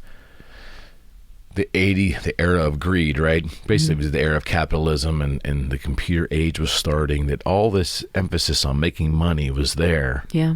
That Robert decided to end it. Yeah. Because Jimmy wanted to continue, and right. I think John Paul wanted to keep going too. Right. So, I mean, I just find that amazing. The Plant, with all that money that probably was laying out there. He said no. Yeah. Because there was rumors that Cozy Powell was the guy they wanted to have because he was a big hitter. That's exactly. He was. If you're going to pinpoint one drummer to fill in for John Bonham, that's who I would say. I mean, he was very heavy-handed with his sticks like Bonham was. He was something. Yeah. So I don't know. It's. But outside of that, I think they were really truly affected by his death. by him dying. Plant was. Yeah, for sure. And I mean, he had lost his son. Right. Robert Plant had Couple lost years his son. prior, yeah. Yeah. So, I it's hard to say what, Were they out of gas? What- Because like the argument can be made that they might have been out of gas too. Sure. Together. Yeah. What was the last album they had at Coda? That was more of wasn't Coda like a, not greatest hits, but it was stuff written from prior years. Yeah, but I mean, thought. when you listen to it, it's like, well, maybe it wasn't all that great. I don't know. But the last record was fantastic. I mean, like Into the Oh, Outdoor. gosh, yeah. I mean, like that was, Absolutely. and it was so good in the era. It had Hot a little, Dog, love that song. Yeah, a little tinge of pop in there, Sure, a little reggae vibe, Right. in Full for the Rain. It's like they had everything kind of going. Yeah. Oh yeah, And then it just stopped. They almost had almost like commercial success on Good point. on commercial radio, not just rock radio. But you look at ABBA. The 4 members of ABBA are all still alive, and They're getting back together, I could right? imagine the money that has been thrown at those 4. And I mean, you laugh what you want about ABBA and Dancing Queen and all that stuff. Made a lot of That's money. all them. The guys wrote the music Right. and the lyrics. Right. And so it's not like they were just, Right. a boy band. Like a lot of No. the boy bands are, here's a song you're going to sing, and you're going to sing it, and this is And what you're going to do. worldwide, they were insanely Sure, popular and insanely sure. profitable. Yeah, but I mean, over the years, it's been since the early 80s since Right. they did Right. the last the record. I mean, they're bigger now than they ever were. And they're back together? Is that right? Well, in a roundabout way. Yeah. But I mean, they're doing the hologram thing. So Wait, they're the what? they're doing the hologram tour. What is that? Hologram, that's like they wear the actual members of ABBA wore these costumes, have like little balls on them, and then they do a hologram of it. So it's basically, it looks like them, but it's video.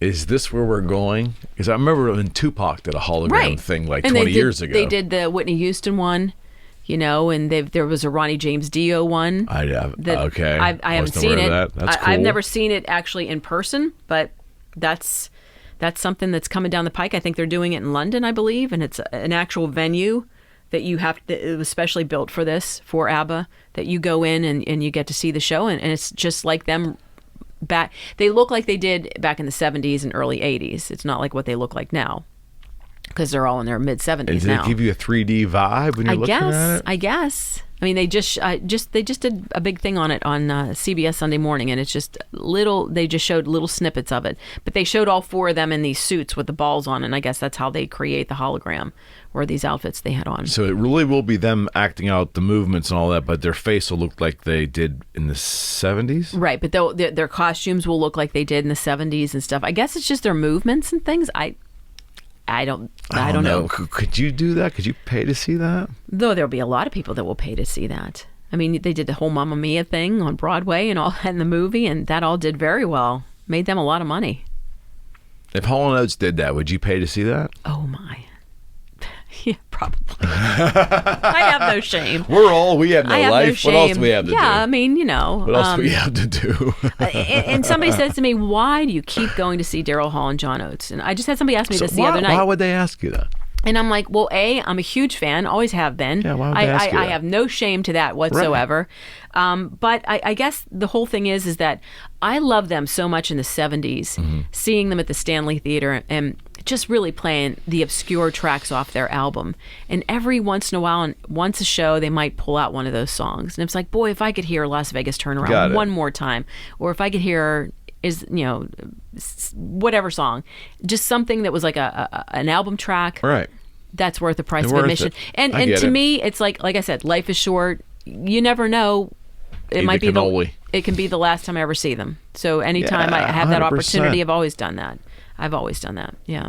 Yeah, and music is supposed to be timeless, right? That's the essence of it. And to me, anyone asking you why you would go see that, I mean, I didn't go to the last couple Kiss shows because that's not how I want to remember the band. Right. There's some Right. production things in regards to vocals and things now that I don't really agree with, but that's Right. just not, my love of that band really comes out of the 70s and 80s, but Right. then my working relationship was in the 2000s, and it was still really a Kiss show. Right. When it didn't become that anymore, then I just, you know, Right. but doesn't mean I feel bad about Right. my experience. I just, Right. not for me. If they were doing an acoustic thing tomorrow at the, you know, at the Benedum, Right. I'd be there in a New York second. Right. It's just, Right. I don't know. But I mean, music is personal. Right. Why I go, I don't know. They're my own reasons. And Right. People want to know. I mean, I don't want to hear Private Eyes. I don't want to hear Right. Maneater. I want to hear Right. something. But usually deep cut. every show, they at least toss in something that's kind of an obscure Yeah. track from one of their older albums in the 70s. Last tour they did, Is It a Star? And it was just like, oh my gosh, you know. And Right on. not a song a lot of people know, but you know, I just like hearing that stuff because I heard it when they first played it. You know, when they come to town and they had a new album out, let's say Along the Red Ledge, It's Yeah. a Laugh, and all these Yeah, other yeah, yeah. songs, and it's just you No, know, I get it. There was a song that I ended and they up. still bring it. They still sound great on stage. Well, that's the differential. Yeah. They're still delivering the goods. Exactly. And a lot of acts are just going through the motions now. Right. No. Yeah. There was a song Rush had called The Pass, and I think it's off a record called Presto. Mm-hmm. And I can't tell you why, but the lyrics of this song like really moved me as a 25-year-old person listening to this song. And I remember like I wrote the lyrics down because I was like, wow, this is something. There wasn't a video for the song. They didn't play it live. And then like fast forward 20 some years at a Rush show, they say, we're going to play this song that's obscure. It's one of our favorite songs. And they played it. Oh, wow. And I remember saying to myself, if nothing else happened tonight, Right. if I don't remember anything else in this show, they played this song. Right, This right. deep cut that meant so much to me. Right. It must have been so good to them, too, although it wasn't a Right. commercial success. Right. But it doesn't matter. It doesn't matter. Like we were talking about Christine McVie or Bob Dylan playing to those 70 people. Those are 70 people that are your fans. Yep. That, you know what? If it's 3,000 people, 300,000, what difference does it make? It's those people came to see you perform. Right. And I think that's when most people, the people that understand it, were like, you know what? I'm still going to put on a fabulous show because at least these 70 people showed up to see me play. Okay.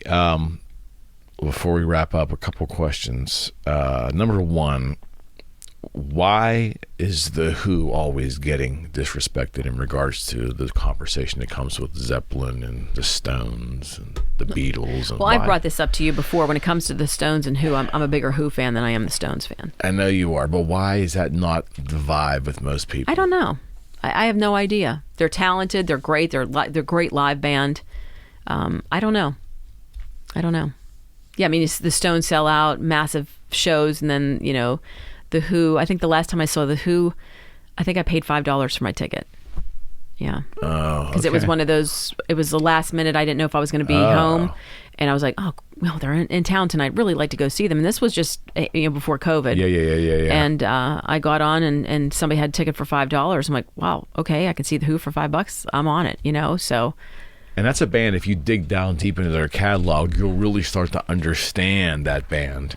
You know Yeah. what I mean? There's a lot of texture there if you get beyond what the quote-unquote hits are. Sure. Some bands aren't that way. Some bands are very, sometimes the hits are not hits for a reason. Well, it's been 50 years since, now I can't remember the name of the album, came out. And I mean, every song Who's on Next? it. Yes, I'm sorry. Yes, Who's Next? Every song on that album got heavy airplay on and rock there's not radio. many records like that. No. I mean, you look at that, and that was something I posted on my Facebook page Yeah. too, because it's like this album was a stellar rock album from start to finish. Whether you like what rock radio plays or not, the fact is that from start to finish, I believe every one of those songs was played on rock radio. That's unheard of. It is unheard of.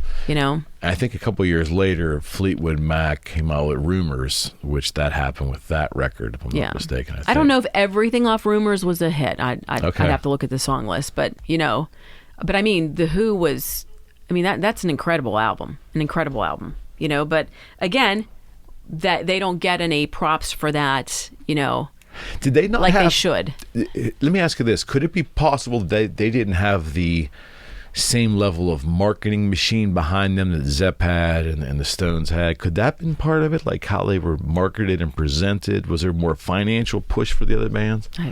I don't know. Maybe. Couldn't tell you. No clue. Yeah, because I mean, the dynamic is just so cool. Like there's just less going on there. But there's another example of two artists married at the hip that throughout time have not always gotten along, and that's Roger Daltrey and Pete Townsend. No, there would be an example of, like, you threw that at me and I was like, I don't know, can't remember. But yeah, that would be one. Because there's been times where they've not gotten along. I'm trying to think of like who actually had like a fist fight on stage.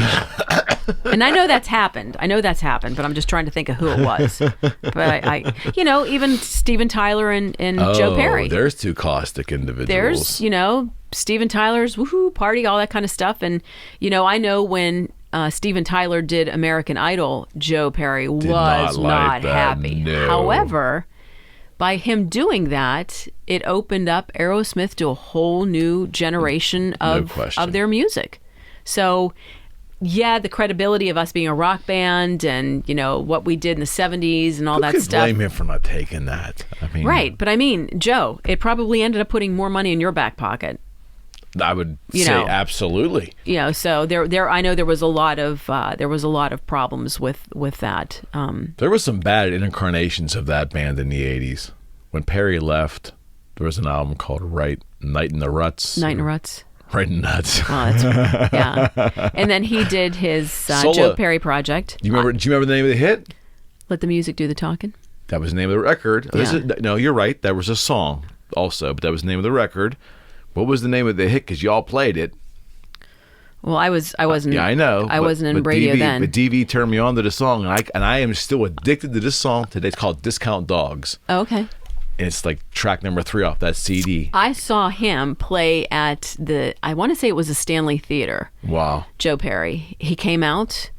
They made the announcement about, remember the actual fire chief would come out. They wouldn't have a disc jockey go out and do it like we used to in the days. That's a ways back. Back then in the early 80s, they would actually have like a fire marshal or a police officer come out and say, if you're caught smoking, blah, blah, blah, it's a $50 fine. Blah. Well, Joe Perry comes out, lights up a cigarette, leans against the amps, is playing. Doesn't matter. Cop walks out with his little thing and writes him a ticket on stage. You don't think I was staged? It was like, oh, I don't know, but he was Joe Perry was on another planet at that show. Yeah, he was on another planet. That was a bad era of his life in general. Yeah, but that Discount Dog song was you looked that I'd one have to go back and listen to that yeah. because Let the Music Do the Talking is the one that always I think about. And it was cool because Aerosmith either re-recorded that later in the 80s on one of their records or started to incorporate that song in their set. Like that, it was like that was a good piece of material that came out of a really bad period for him. Right. But I remember when they split, I was young teenager, and DV was talking about it, and Hit Parader was talking about it. They were splitting. I was in the Perry camp. I just thought Joe Perry was the coolest man on the planet. And Tyler was a little bit.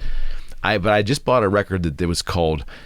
It was a weird double live record. They had like a water stain on the cover, had stripes on it, live bootleg or something like that. Yeah. Is that called live? I can't remember. It was recorded terribly, played terribly. Not a great album. And I'm taking this thing home and I'm listening to them like, wow, that's like their studio records are a heck of a lot better. Yeah. It was just, of course, I fans always do that. They choose one side or the other in those altercations. Oh, sure. Always Team Steve Perry. Always Team Steve Perry. I don't care what anybody says. Well, can you help me understand what happened there? Like, why did he just disappear off the face? Because he was done. He was done. When I met him in 1994, he came by DVE. That was on. He was promoting For the Love of Strange Medicine. And he came by, and I sat in my office with the door shut and talked to him about that. And I was just like, so what happened?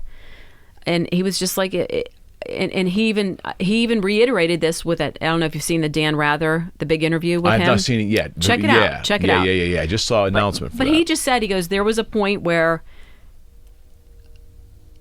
he was just done. I mean, back in the 70s and 80s, like we had talked about earlier, those guys were all writing, recording, touring. They made a pact that when they would do meet and greets, it would be everybody would come out together. Well, he says, when Neil Schon plays an instrument, that's his instrument. He goes, my instrument is my voice. He says, I have girls hanging all over me. you know, and not that that was a bad thing, but, you know, I'm around a lot of people. He says, and I have to take care of myself. And he says, if I don't play, we lose money. Right. If we cancel a show and we can't reschedule it, right. this band loses money. Right. So he felt there was more pressure on him, you know, to be, you know, he now he started bailing out on meet and greets and stuff. And I remember when my friend met him in, that would have been on the Raised on Radio tour. He came out with, like, he was wearing gloves and he had kind of like his face kind of, because girls were hanging all over him. And, you know, you worry about diseases and now the life we're going in now. Right but on, I mean, right. he said he wanted to protect himself. But he said it just got to the point where after that tour was over, the Raised on Radio tour, he was like, you know what? I'm done. Wow. I need a break. I'm done. And they were like, well, what can we do? Let's just take a year off. And he goes, no, I'm done. I'm finished. But that was never told to the public, though. No. Not by him and not by the band. Right. But he walked away after that tour was over. And then it ended up being that, okay, now he did his thing and, you know, went on his own and just kind of vegged out for a while and did what he wanted to do. He said he told Dan Rather he bought a motorcycle and he found such freedom in getting on the motorcycle and driving around. And he went back towards where he was living and where he was from in Hanover, California. Right. But he had told me it was just the writing, the recording, the touring, the writing, recording. He goes, all this pressure was on me to produce. And he goes, you know, I'm a perfectionist. I like to be able to get out there and, whoa, you know, like he does. But he says if I'm tired or I don't feel well or whatever. Especially the octaves he was singing, sure. the range he was singing. I mean, my God. Insane. It's absolutely. I mean, you go back and look at any of the live videos that were out from the 80s. I mean, he was bringing it. But again, that was that era where everybody was trying to outdo themselves with how they sang. You know, you had Lou Gramm, you had Steve Perry. Oh, yeah. You know, we've talked about that before. But I just think he was done. And he says the problem is that too, when you lose the passion for what you love the most, which was music, then you start dabbling in other things, drinking, drugs, that type of stuff. And he said he wanted to get away from everything because he wasn't finding the passion in music anymore, which is sad. Yeah, but for sure. It took him a long time to, you know, get back to that. And he met the right person. Yeah. And she encouraged him, you know, go back to what you do best. You know, start doing music again. When did he officially walk away from Journey? What year was that? That was 86.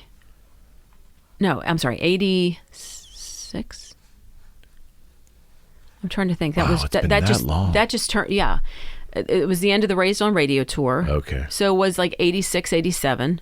After that tour was over. Because his solo record a couple years in '84 was amazing. Like, Sherry was on there. Well, he did the Street Talk, and then he did For the Love of Strange Medicine. But don't forget, Journey got back together again and did Trial by Fire. Yes. That album. Well, that's when they wanted to go back out on tour. And then last minute he pulled the plug, right? Well, he was hiking in Hawaii and he fell, and he's had hip problems and he needed hip surgery replacement. And the band was like, okay, go get it done. And he's like, wait a minute, this is my life.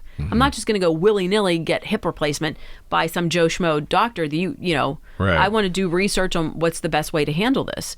And then, you know, he kept putting it off, and then finally had it done, and they were just done waiting for him. So that was it. They got the karaoke singer. Yeah. Well, Steve Augeri, then Jeff Scott Soto, and now Arnel Perneda. But like, will I go see Journey now? No. Yeah. I saw them with Arnel years ago out at Star Lake, and it was like them and Night Ranger and I think Foreigner. Right. And there was not one original member of Foreigner on stage. Mick Jones was having heart problems right around that time. Foreigner, then? I mean, it's a cover band. It was sad. I'm telling you, it was sad. It was that, and it was Night Ranger, and then Journey came out, and I had a meltdown, and I cried. My husband says, "What is wrong with you?" I said, "I will never see this band the way I remember it with Steve Perry." And I mean, the right way. He was incredible. Talk about a showman. I mean, running all over the stage and, you know, climbing up. He climbed up one of the towers when they opened up for Foreigner back in '78. And it was just an incredible voice. And, you know, just was a great frontman. But I guess I was emotional because that's a part of my life that, you know, I'm getting older. Well, sure. You know, we try to embrace, you know, that type of stuff. You don't ever think they'll get back together? You don't ever think that he'll come out and do it? No. No, I actually paid the money to go to the Rock and Roll Hall of Fame show up in New York City when Journey got inducted, because that was on my bucket list. And when he came, I mean, I had friends that were actually working sound for that show, and they're sending me texts while I'm there. Cris, he's here. He's in the building. I'm like, oh my God, Cody. And then it's like, Cris, he's not practicing. Cris, he's not going to play. I'm like, oh, come on. You know, and I'm like, are you doing this just to taunt me? And they're like, no, he hasn't practiced. He hasn't gone out with a band. We don't see him warming up anywhere, singing into a towel or doing his somewhere in a bathroom or whatever. And they were like, no, he's not going to play. But to see him walk out on stage like that was just, you know, it was a moment. It was a moment. It's almost kind of like it's almost torture to love a band so much and just be so close to seeing them actually do it and not have it happen. Yeah. I was just glad that he was there. Right, of course. And of course, all the band members were there. Just to see that happen was cool. And but Yes was also inducted, so you had Geddy Lee and Alex Lifeson induct them. That was cool. And Pearl Jam was there, and it was a great show. It really was a great show. But I was hopeful, but you know what? I really do think that Steve Perry, in his own heart, knows he can't do what he used to do, and that's what people expect. You know, everybody, Billy Joel is an octave down, or all these guys that had all the major bands they're all in their 70s now, so they can't sing like they used to. So all of them have brought it down, and I just think maybe Steve Perry realized that, you know what, if you watch this special with Dan Rather, he sings, some Sam Cooke, he does some runs for Dan Rather, and it's just, he still has a great voice. It's a little raspy, but his speaking voice is raspy. It always has been. Yeah. But, I mean. That's just age, though. No one's gonna, if if you want to hear what they sound like, put a record from '76 on. Oh my gosh. That's, if you want, you can't expect an artist to replicate exactly what they did. No, but a lot of people do. And what's sad, I think the thing that people say, oh my God, I love Journey. I'm like, really? Yeah. Have you ever seen him? No. I've seen him with Arnel Pineda. I'm like, that's not Journey. Yeah. And they're like, well, I'm like, no, not well. You haven't seen him without the real guy who brought them to the dance. Right. Neil Schon, I love him as a guitar player. Right. When I hear a song, you can tell it's him. He just has such a unique style in how he plays. But no, I don't ever see them getting back together again. Some bands can replace members and just march on. Some bands can't do it. But how many times do you replace your lead singer where you can't. Where you've watered the product down for mega fans? I see what you're saying. Good point. You had Steve Augeri, who was a great singer. Then you brought in Jeff Scott Soto. Then you brought in, so you're on your third lead singer trying to replace what Steve Perry was able to do. Well, hiccup me to find it. And, everybody's like, well, Arnel sounds like Steve Perry. I'm like, well, he sounds like it's not Steve Perry. Just sing your songs, your new songs, as Arnel Pineda. Don't try to sound like Steve Perry, or sing "Don't Stop Believin'" the way you would sing it, not the way Steve Perry sang it. I think there's more authenticity doing it that way. Yeah. But I know fans would be irate if it's like, oh, well, he didn't play "Don't Stop Believin'" like we're used to hearing it, And is that the whole fickleness of how people listen to music today too? Oh, I see what you're saying. Okay. It all kinds of loops around to, what we were talking about earlier. It's... Who do you want to see go back out that hasn't I will tell you this. Who I missed seeing, and I had tickets for the show, Terrence Trent D'Arby. I haven't heard that name in a long time. He goes by Sundaya something or other now. He lives in Italy. But he was very talented. He was supposed to be the next Prince, but he was a cross between Michael Jackson and Prince. He was hot. But he had a show here in Pittsburgh. Okay. I want to say 87, I believe it was. Yeah, maybe 88. Right. And it was Easter Sunday. He was playing the ballroom of the Syria Mosque, and that day he canceled. Show sold out, so it wasn't like it was lack of ticket sales. That show was sold out, and he canceled. And I'm really bummed that didn't happen. Wow. I'm really bummed that didn't happen. In a long time. What the hell's he been doing all this time? He still performs. He has a new song out. Okay. I beg everybody to take a listen to it. Okay. This is the honest to God's truth. My husband played it for me last night. And he goes, perk your ears up on this. Tell me who this is. And I'm listening. And I'm like, well, is that an old track from Ronnie James Dio? Really? And he's like, no. He goes, the guy's alive. You love him. And I'm like, he goes by a different name now, and I'm like, you thought it was Dio? Oh, listen to it. He sounds exactly like Ronnie James Dio. Is it metal? Is it a metal song? Yes.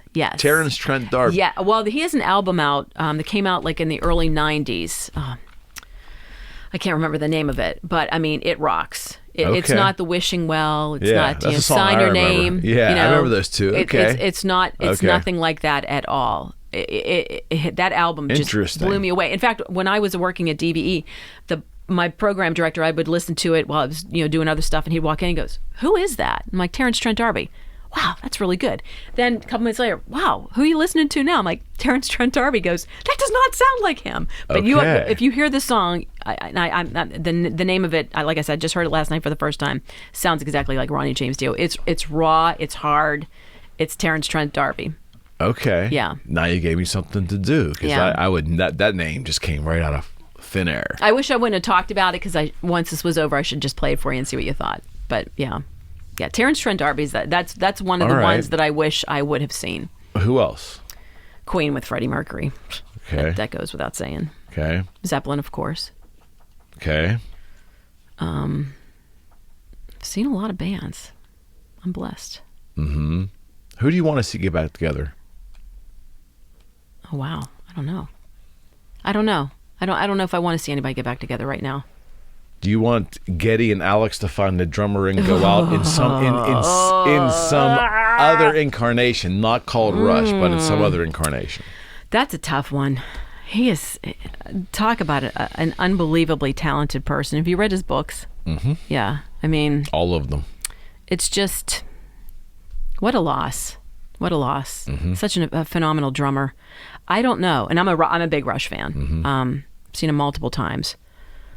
I don't know. That's a tough one. If they don't call themselves Rush, maybe. I bet they're going to play Rush songs, right? So, exactly. Yeah. Yeah, if they don't call themselves Rush. They're going to have to get a drummer who can do it. Slowpoke? Like Mike. Call themselves Slowpoke? What did he have a nickname? Called himself Bubba or something? Bubba's Tavern or something? Yeah. That's a good question. Yeah, if they didn't call themselves Rush, yeah, I'd be okay with that. I'd be okay with that. But that would have to be... I mean, there's three guys that really got along well. Really did. We'll never see that again. No. The whole thing's an enigma. Exactly. I mean, they were just... hitting and resonating. Yeah. It's weird. They were three voice. really good friends. Really good friends. Exactly. From the start to the finish. And yeah, that was a loss. That was a loss. I don't know about anybody else. Rush is... Woo, man. That wasn't even on my radar. That wasn't even on my radar. I think about it all the time. And now here's another example of where I have to fight an inclination I have when I hear Geddy the last 15 years not being able to get up that octave, or them tuning down a whole step for songs. Because I'm a guitarist, so I can hear it. The musical pitch, I can tell they're down a half or a whole step. So right away I'm like,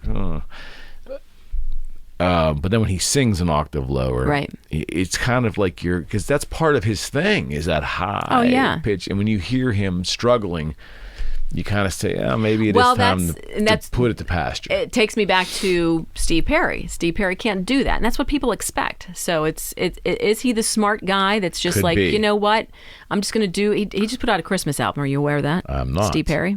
Yeah. Okay. So, but his voice sounds great. Oh yeah. But it's the traditional stuff of what our parents listen to with just a little. What do you call it with the brushes? The brush. And just tinkling on the piano, and that's it, nothing. No horns. Nothing. Got it. It's very traditional stuff that we probably grew up listening to with our parents, with the albums that they like to listen to. But his voice sounds great. But I don't know if there's anybody else. I don't want bands to get back together for the sake of getting back together. Right. And I think, in my opinion, the whole thing with Journey, that has passed quite some time ago. If it didn't happen 10, 15 years ago, it's not going to happen now. And if he didn't do anything at the Rock and Roll Hall of Fame, even come out and do background vocals, then it's not going to happen. Probably not. Yeah. And if it's not there and the synergy isn't right, fans know. There's no question. There's no question. True fans know. If you're just a person, Journey's going to play. Yeah, and you're there to see it. That's one thing. But if you're somebody that knows the dynamics of the band and you've loved them for 40 years or whatever, you'll know that that something's not right, Yeah. Like, what are you hearing right now about Ozzy's physical condition? Can he sing? He has a new album coming out after the first of the year. That doesn't tell me anything, though. Yeah. Because that's all but production stuff. True, because it's Jeff Beck, Eric Clapton, Zakk Wylde. There was somebody else that's supposed to be on it. So, I don't know. Is it one of those things where... Auto-tune, yeah. Oh, gosh. I know. Yeah. Auto-tune, Steve Perry. There's no auto-tune on Steve Perry, But yeah, I don't know. I just saw an article. I didn't read it. I just saw the headlines, and I don't know where it came from. It says, I don't have much to live, or I don't have long to live from him. And like I said, I don't know where it came from. He's been saying that for 30 years. Right. But I know he does have some serious health problems. And I just hope that he's done. Don't go out on tour. I thought that Sabbath would do it again. Like, I thought because the album 13 was pretty impressive and it sold well, and I thought that the end wasn't really going to be the end. They would come out and do it again, especially because Iommi's got his health. Right. But I guess Ozzy's just maybe not feeling it. Yeah. Well, if he's not well, he's not well. Did you ever sit down and interview him? Ozzy? I've never interviewed him, but I've met him, yeah. Yeah, I met him too. Weird conversation. We have about Ozfest, Chicago back. Sat down at a picnic table with him and a couple of the guys from Black Label Society. It was a very strange I met him on the No More Tears tour back in the 90s. Okay. And I can't tell the story. Let's just say I saw Little Ozzy. Wait, what? You saw little Ozzy? I don't know what his affliction is that his hands were shaking so bad. I mean, this was before he obviously did the television show and all that stuff. This was the drinking era. I guess. Yeah. I don't know, but his hands were shaking and he gets very confused very fast, and just having a conversation, we had some photos taken, the next thing he says to his manager, I got to go to the bathroom. And he just starts, and the manager's like, Ozzy, and like pushes him into the restroom. I'm like, oh, okay. You got to be kidding me. I This is swear great. to God. This I swear to is God. great. But it was, but like I said, his the handshaking was very bad. And it almost seemed like, is that Parkinson's disease at that point back then? Yeah. But it was the drinking, I think, compounding it at that time. But then we all realized it when he started doing those shows, and Sharon, and he does that stuff. But I mean, back then it was kind of like, I was concerned. I'm like, is he okay? It's amazing he's made because he gets this out on long. stage and he doesn't do that. I mean, he does the little old man creep around thing that he's always done. He's always been like that. But I was like, I was legitimately concerned for him. Is he okay? Yeah, just it was weird. So Fred Koala, my sidekick here, he's out with TSO right now, but he was Zach's guitar tech for a long time.